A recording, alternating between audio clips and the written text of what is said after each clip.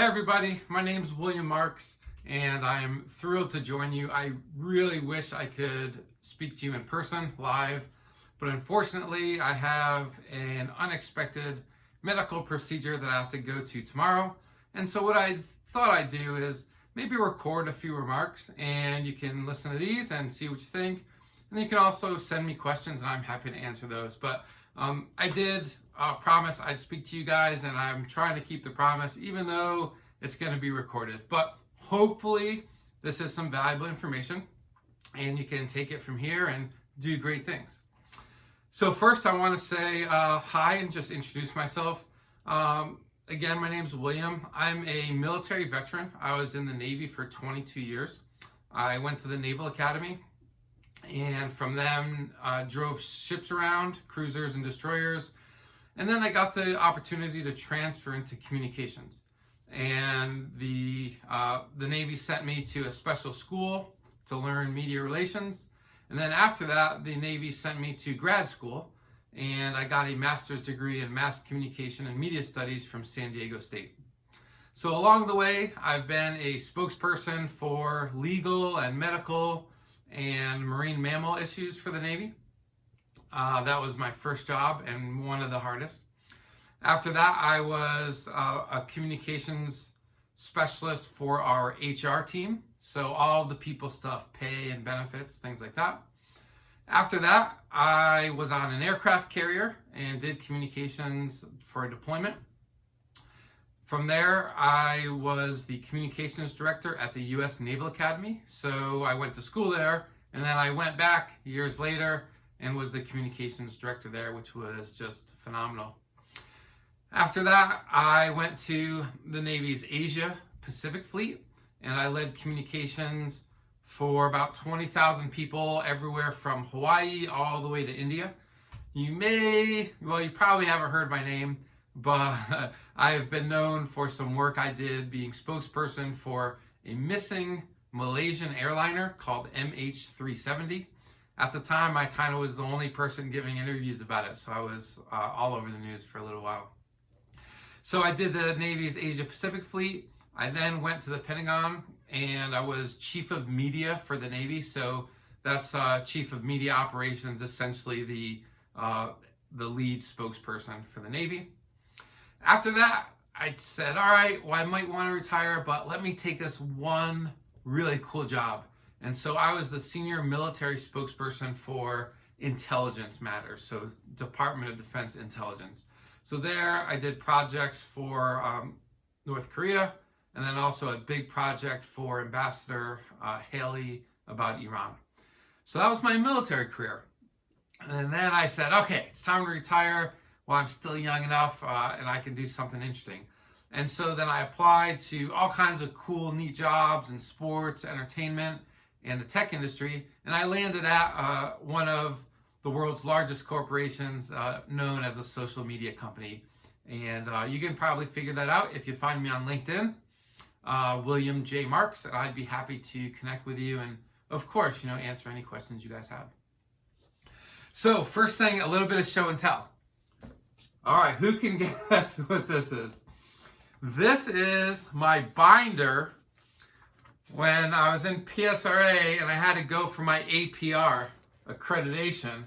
So this was, I don't know, 15 years ago, but you have to put together this big binder and then you go and kind of in front of the panel and defend it. So this is my binder. I still have it all these years later.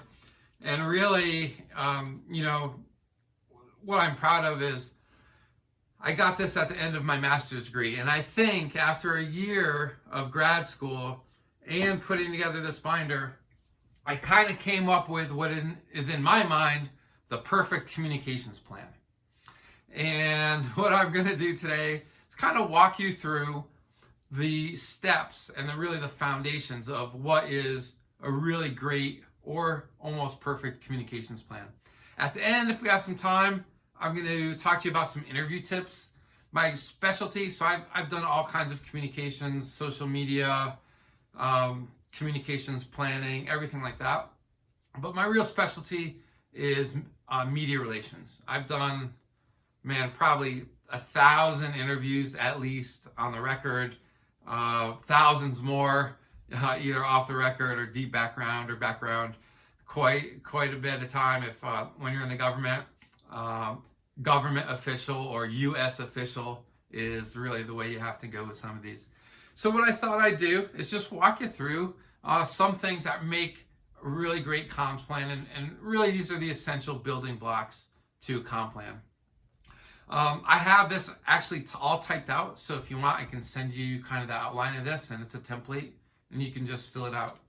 But the way that I remember it is an acronym RPIE, R-P-I-E. And so I'm just going to go through all those steps and kind of walk you through my thoughts on the RPIE process. The first thing I should say is you have to do all these steps. Now, you've probably seen times when, wow, we don't have time for a big strategic communications plan. We only have an hour. We have a day. We have to put something together quickly. Yes, I totally understand that. But here's what I would say to that. When you have only a very short period of time, you don't skip any of these steps. You just do the steps faster. If you skip the steps, you're going to mess up one part of this comp plan. I guarantee it. But if you do all the steps, just do them quickly, at least you're thinking about each one. Hey, sometimes when you get in the research phase, your research may be calling your buddy for 5 minutes, right, and getting their opinion. That's research. So when I talk about these, I always get a comment like, oh, well, no one has 3 months to do a comp plan. Yes, I get it. A lot of comp plans don't have 3 months. Some have less than 3 hours. But you still use these steps. Just do them faster. So, again, the process is called the RPIE process. That stands for research, planning, implementation, and evaluation. And I'm going to walk you through each of those steps. So first is research. There are 2 kinds of research you're going to want to do, and you can actually continue these in kind of a pattern. So the first is qualitative, and the second is quantitative. Qualitative, that could be something as simple as talking to 3 or 4 experts in your field. If you really have time and a budget, you can get together a focus group, talk to 10 or 15 people, kind of pull them together that are not associated with the issue, but really just brainstorm thoughts and kind of get their feelings in a qualitative manner. So focus groups are really kind of the classic example of qualitative research. But like I said, if you only have a few minutes, qualitative research is getting 3 buddies in a room and kind of talking things over. So qualitative research helps frame, right, your process, helps frame the idea. If you have the time and money, you can then take those ideas you got from the qualitative research and then do some quantitative research to back those up and to refine them. So you did this qualitative research, you have general ideas, then you put together the quantitative side. So surveys mostly, right? Surveys are really the classic of quantitative research. It might be just 3 or 4 questions, but you can have big surveys. You can use Likert scales. Quantitative research is really going to take those ideas that you got in the qualitative side, right, with the focus groups and things. It takes those ideas and really puts some science behind them. And it puts some data behind them. And so you really, again, this is all time and budget dependent, but if you have that, you want to do both. You do qualitative, you do quantitative, and then if it's a really big comp plan, right, and we're talking 6 months, a year in the making, if we're talking a multi-million-dollar comp plan, you take that quantitative and then you go back, do another qualitative round, and so you're continuously refining these ideas, right? This is the research phase.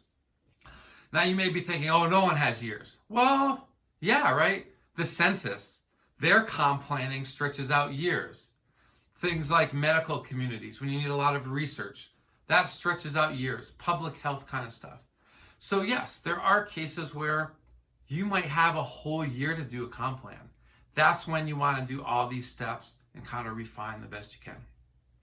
So the first thing in RPI is R for research, qualitative and quantitative. Okay, moving on to the second one, P. P is for planning.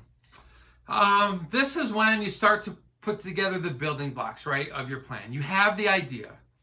All right, well, what are you going to say about it? Now, very important. Don't mix up the planning stage with the implementation stage, which is more like execution, right? In the planning stage, the first thing you want to do is you have a problem statement and you have to solve that problem. Where do you get that problem statement? Well, from your research.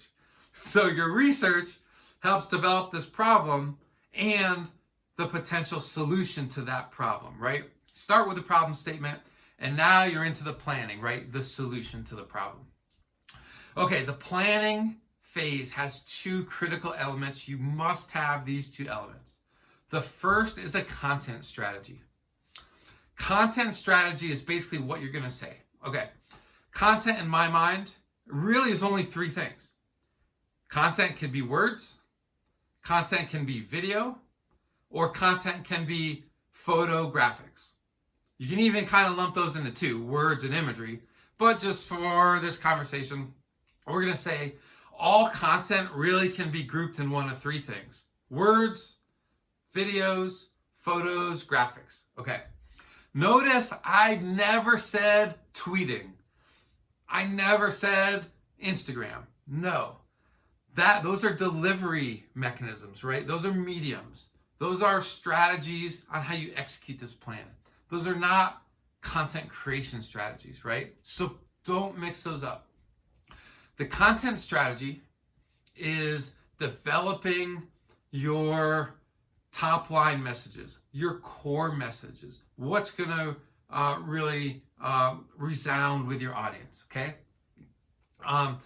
You have to, and part of the research phase is determining your audience, right? That goes into the research.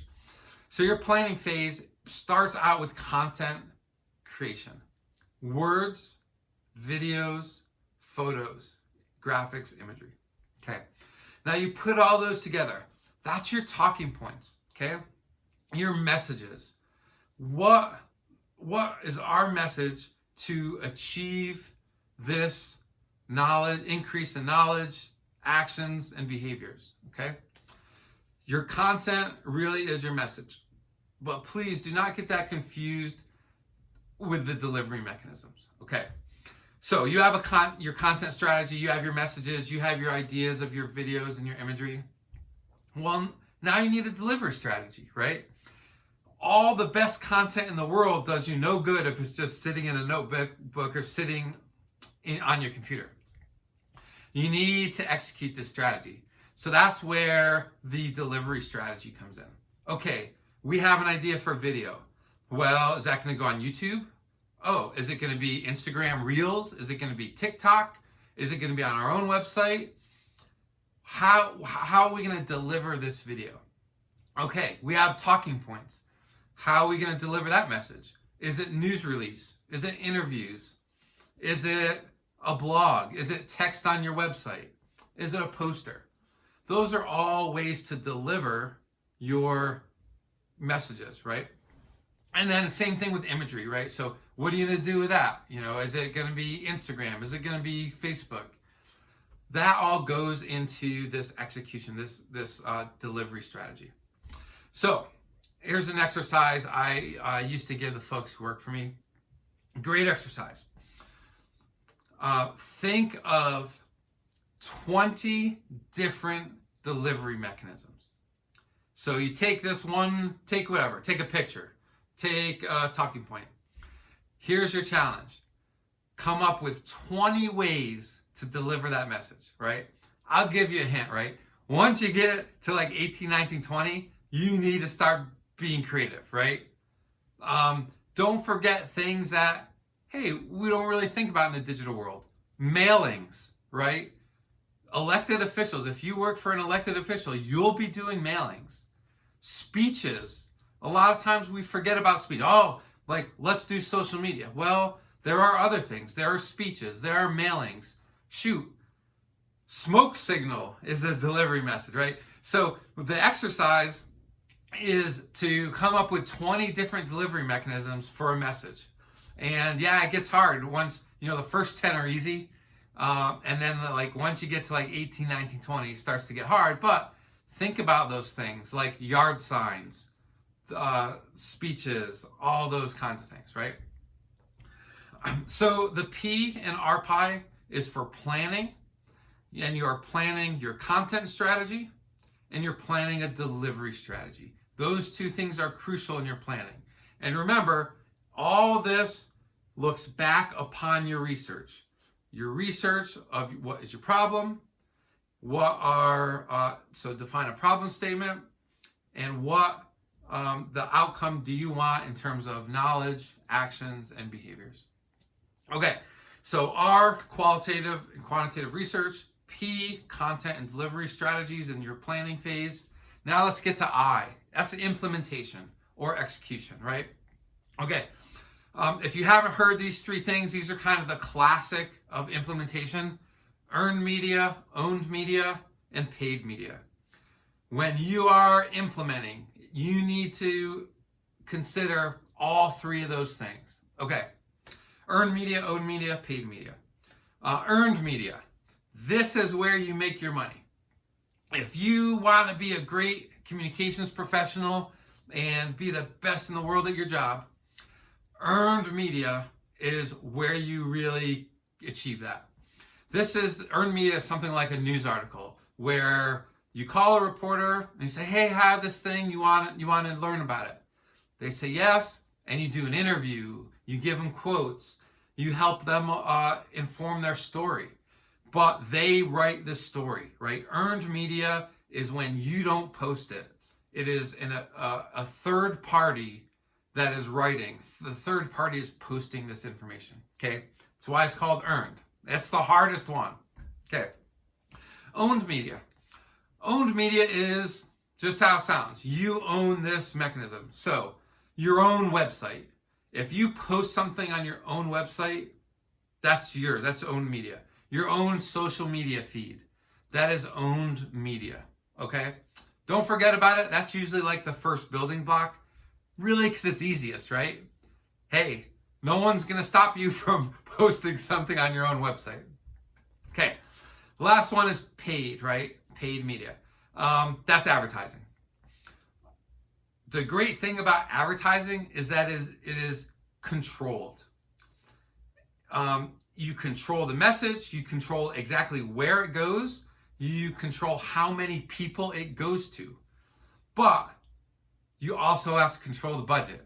And sometimes you don't have a budget. So if you do have a budget, you want to have an advertising plan, a marketing plan. But if you don't have a budget, guess what you're going to? Owned media and earned media. So it all depends on what kind of budget you have. Here's the other thing about those three. Paid media is very controlled, right? You get it out just like you want. But it's also less authentic. Owned media is kind of in the middle. It's a little more authentic, right? It's not like you're advertising, but yeah, it's kind of on your own site, so it's in the middle. Earned media. Not only is it free, but it's the most authentic. But that's why it's the hardest, right? It's the hardest because not every reporter is going to want to tell your story. And also it's not controlled, right? An advertisement, you control exactly how it looks. A news article, no, you don't have control over that. So what I do is when you create this implementation plan, you have earned media, owned media, paid media, right? You probably want to start with owned media first. That's the easiest. You just post on your own social media.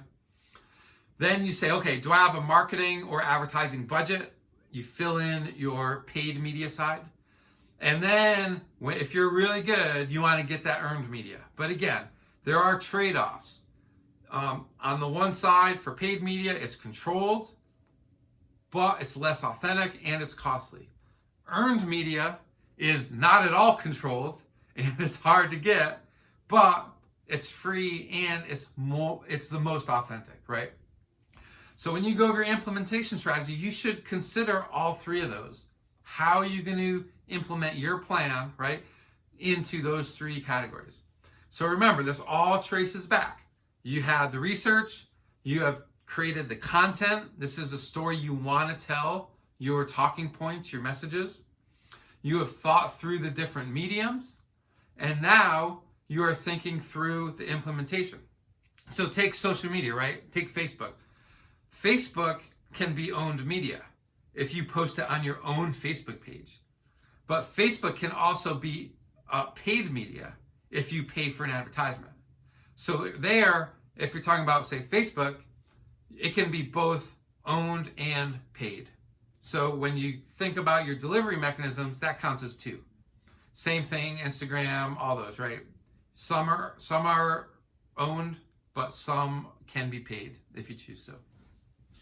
All right, last thing, right? This is the thing everyone skips because you just don't have time, right? We move to the next thing. But if you really want to do it right, you're going to do evaluation. The E in RPI is evaluation. All right, look at what worked, what didn't work. Remember, you want to have three effects: knowledge, attitude, behavior, right? Knowledge is the easiest. You're just telling people some information. Attitude is a little harder. You want to improve and the attitude of folks that you're trying to reach. Behavior is by far the hardest. It is super hard to get people to do anything, right? It doesn't matter if you want them to buy something or you want them to vote, you want them to wear their seatbelt. Behavior is kind of that holy grail of your metrics.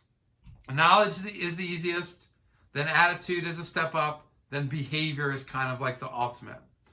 But you want to measure all these things, right? You want to do some sort of evaluation.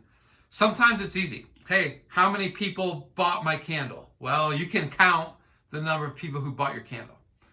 But that's not always going to be that way. How do you measure knowledge? How do you measure attitude, a feeling, right? How do you measure a positive feeling towards something? It's really hard. That's why a lot of people outsource that, and I don't blame them, right? A lot of times you have to call in kind of an expert in this evaluation to get your metrics. But if you're talking about a really holistic, comprehensive comp plan, don't forget about the evaluation. Okay, here's the brilliant part. You take your evaluation, what worked, what didn't, guess what you do from there? You circle all the way back in the circle of life and you start research based on your evaluations. So this is not a straight line. It's not RPIE. It's a circle. RPIE, RPIE. In some cases, like elected officials, like the census, like a lot of health things, they're never going away, right? These happen over years, over decades. So you want to keep the circle going, right? Continuity, and always refine and improve your plan. So those are my 4 components to a perfect communications plan. RPIE, research, planning, implementation, and evaluation. All right. So I've gone on for almost 20 minutes now. What I'm going to do is, if you kind of are out of time, then you can pause it and quit there. What I want to do for just a few minutes is talk about media relations. I do have some expertise in this, and this is just, I know it's a niche.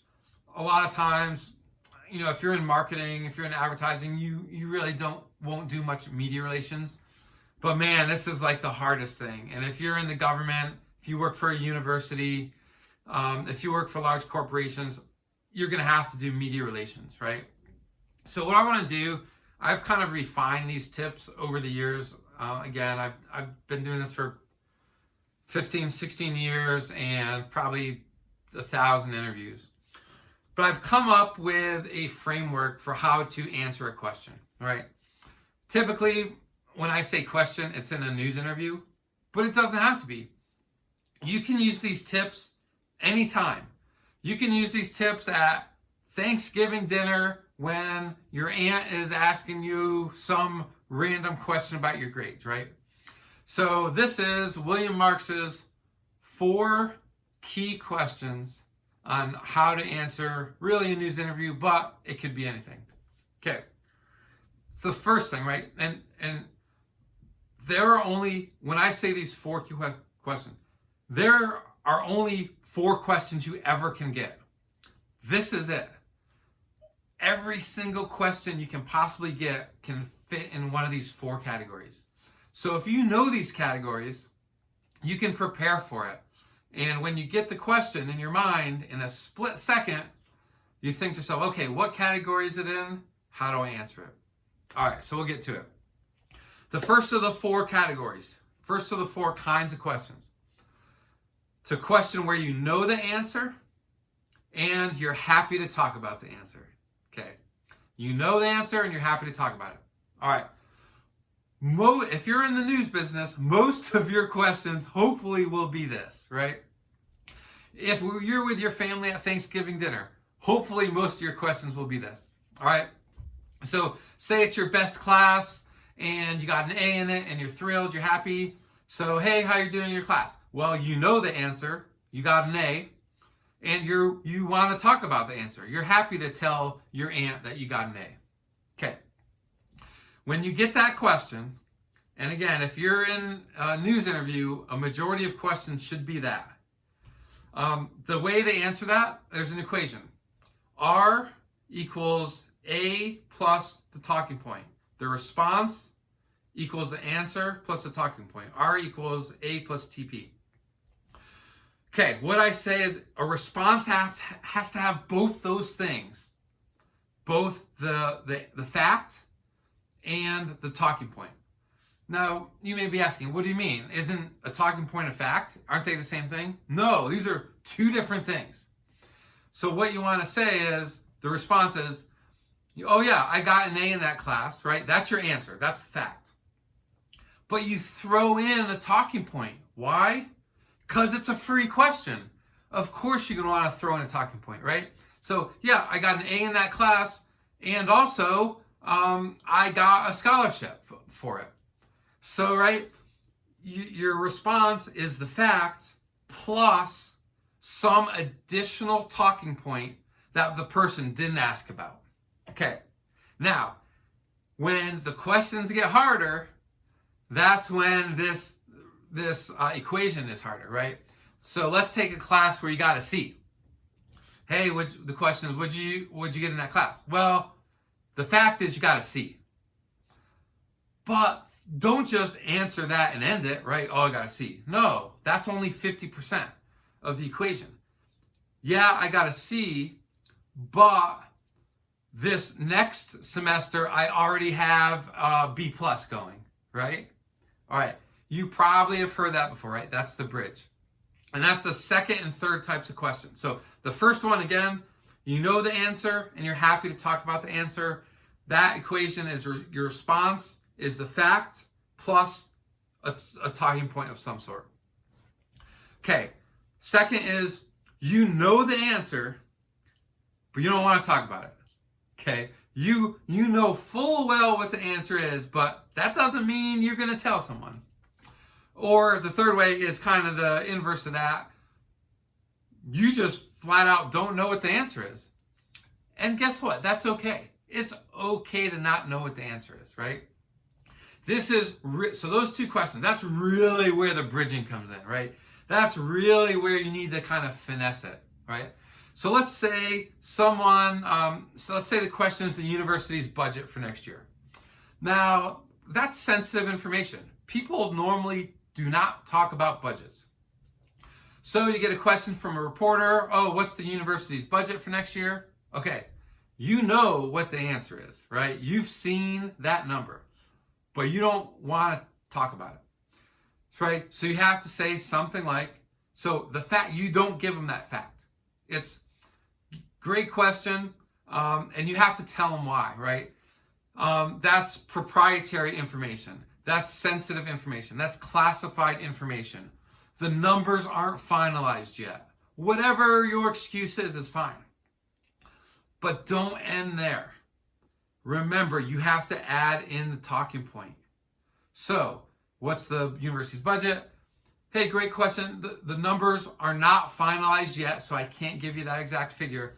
But I do want to tell you that we have seen $2 million in savings over the past summer alone. Okay? That middle connecting word is the key, right? I can't tell you the budget. However, what I'd like to emphasize is, right? That's the connect, right? That's the bridge. That's that connection. What I'd like to emphasize is, what I hope your viewers would know is, the point I'm trying to make is, right? That's that connection that will save you from the answer that you just can't tell them, or you just flat out don't know. So you get the question and you just don't know it, right? Don't end there. It's, yes, great question. I don't have that information at this time. The other thing is, maybe you're not the right person, right? Maybe you're the person in the communications department and they're asking about a question about the soccer team. You're like, hey, listen, my role here is with the communications department. I don't deal with the soccer team. However, what I'd like to stress is that we had 3 academic All-Americans from the communications department, right? So your response acknowledges their question, and it's okay, you're not answering it, but you bridge, right? You connect to this talking point. Did they ask about the talking point? No. But are you going to give it to them anyway? Yes, you are. Because that's the equation. Your response has to have both of those parts. The fact plus a talking point that's extra, right? An additional piece of information that you stick on the end of it. Okay, so the response is that fact plus a talking point, or I don't know plus that talking point. Both are fine. Okay, last thing I want to talk about is the fourth kind of question. This is a question that's not even a question. It's leading. It's misinformation, right? It's a trick. The classic, right, is why did your plan fail? Was it a poor strategy, or was it your lack of a budget, right? Someone giving you a choice that doesn't exist. Someone trying to paint you into a corner that you don't want to get painted into, right? Why did this scandal happen? Well, he's leading you into talking about a scandal. Maybe there is no scandal, right? So for these, right, now hopefully you're not in this position. But my recommendation is politely push back. Don't let them get away with that, right? Oh, so the question, tell me about this scandal. What you say is, well, I fundamentally disagree with your assertion that there was any scandal. And then you throw them a talking point. But you need to stop it right there. I fundamentally disagree with that assertion. I disagree with your foundation. That is not the fact. I have the research, and what you just said, what you alluded to, is not the facts. So you do it politely, but you really need to squash that. And you do it by saying that you disagree with the way they're leading you into that question. Okay. Well, that's it. Those are now, that can be used in news interviews, right? But that can be used at Thanksgiving dinner when your aunt's asking you all kinds of weird questions. Every question you're going to get fits in one of those 4 categories. And in your mind, if you practice, right, and you're quick enough, you can figure out which category that is in kind of like a millisecond, and then say, okay, it's one of these 4 categories. Now I'm going to go to the equation. What's my fact and what's my talking point? That's how you answer every single question pretty much in the world. All right. Now, it took me 15 years to figure that out. I should copyright that or trademark it one day. But anyway, so that's my words of wisdom on news interviews. So hey everybody, thanks so much. I hope this was valuable for you. I'm happy to take questions. You just email send them on LinkedIn, whatever's best for you. Remember the perfect comp plan, right? Those 4 steps. Go for your APR. Hopefully you have a big binder like this that you can keep the rest of your life. And if you do happen to go into the news business and you're a spokesperson, then for sure give me a call and tell me your interview stories.